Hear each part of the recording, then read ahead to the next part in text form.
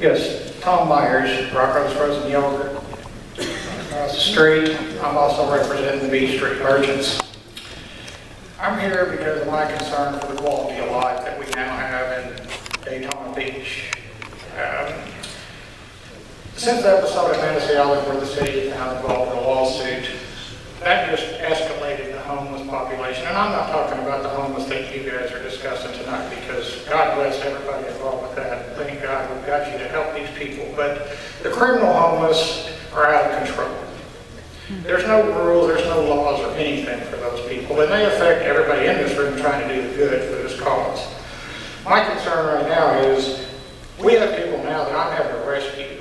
Elderly people, senior citizens, young girls are getting trapped in between their cars. Panhandle, that's not panhandling. That's accosting somebody, that's assaulting somebody. And that's happening every day. You can't go anywhere. And when I say quality of life, I say, I don't even want to leave my house anymore sometimes because I know I'm going to get panhandled 5 times. And when somebody starts approaching me in my car and trapping me, I feel like that I have a right to do something. So the criminal part of this, I'm beginning to get real confused about. Mr. Wagner, I've got 10,000 hours dealing with the homeless on my street. 10,000. I sit in front of my business and anything I say or tell you, I can back it up with pictures, any kind of documentation, video that you want. And I'm going to tell you up front, some of the things that are happening are criminal. They're not homeless criminal, they're criminal. So my question is, when this shelter is built, when we get all this rolling, these criminal homeless are not going to stay at the shelter. It'll be a pay cut for them.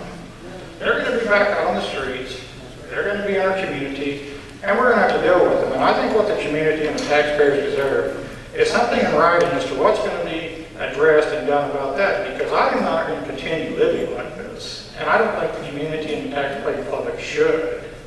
So, another thing, Mr. Wagner? Well, do you want me to answer the question for you? Because you asked the question. Well, let me just say one thing. The county went ahead and allowed this to take place down here. I worked for AT&T for 27 years. I managed a lot of situations, a lot of people. And if this would have been my situation, and I would have walked in and told my boss, hey, I took care of the problem with Manatee Island, I'm just going to let those people stay there.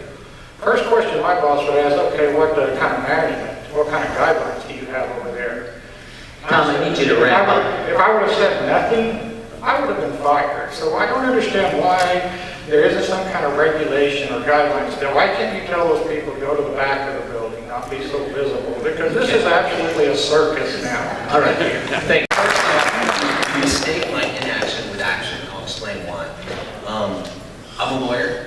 Most people in here, a lot of people know I'm a lawyer. Probably see my commercial. I'm a lot more clean cut in it or on the side of the bus. What I did when I really read the case law, and I saw what the city did, the city closed these bathrooms. You can close some bathrooms and it's still going to be part of the court case. You close certain parts of City Island, you close Manatee Island, you do these things. You put the county in a situation where they have to make a decision, hence the inaction. As a lawyer, I know if I kick these people off, if I join in the same type of chokeout technique, this chokeout tactic, which really, you guys should be mad, the city commission should be mad at the county for this because we didn't create that problem. What they did in essence is brought us into the lawsuit. As someone who understands the case law, who's someone who is accountable to every single one of you as your county representative, I'm not going to dumb myself down and not be a lawyer. What I in essence did is went to the county council and said, let's do nothing for now until we can come up with a viable, quick solution. Why? I don't want to be part of the 8th Amendment lawsuit. I've thus shielded the county from any litigation because once the city is arresting people and taking them to the jail, they have an 8th Amendment problem. You're seeing the people at 250 Beach Street because the city created the problem. They created the problem. I'm not saying they created homelessness. I'm not saying they created homelessness. But it's been here before Pat Rice was here. It's been here since my parents were little kids living right off Beach Street. It's been there. But they squeezed one end of the balloon and brought it to another. What I did with the plan of 3, which is a 60-day plan, the 3rd month to the end of the year, and then Safe Harbor, shielded us from litigation, shielded us from the problem.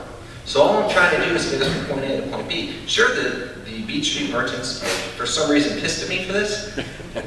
I don't understand, since I'm trying to get them off and out of your businesses. I love Beach Street. I go there. I actually go. I'm sorry, I can't eat ice cream. My wife has me on this crazy cleansing, but I do go to all the other restaurants in that area, and I enjoy them. I do. So I don't understand why the county is the big bad wolf here. All right. In that situation. I don't know if anybody else wants to address Tom's question up here.